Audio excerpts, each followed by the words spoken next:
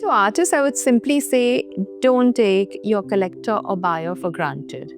You have to have your A game on, because you can't say that it's okay to make something and the buyer doesn't know any better. The buyers know. Young artists, I would say that, the two ways of looking at it. One is do your research carefully and understand what it is that you actually like. And then get into it in a more concerted or a deeper manner. So I think my advice to young artists is be patient, read a lot, see a lot of shows, be open to criticism,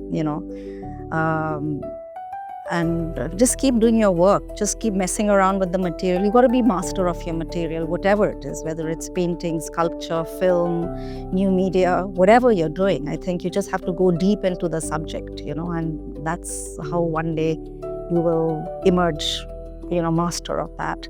And I think, that is actually my advice to young artists. An artist, I'm not the best person to give advice to. I can judge good art from bad, if I may say so.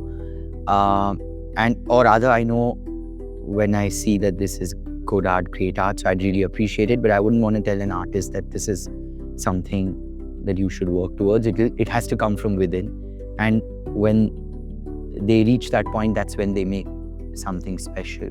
Choosing an artist with rigor and really the artist really knowing that this is what I want to do, and it's not plan B. It's not like I like to paint on the side. This is what I want to do. I want to spend my time isolated in a studio just working is very, very important.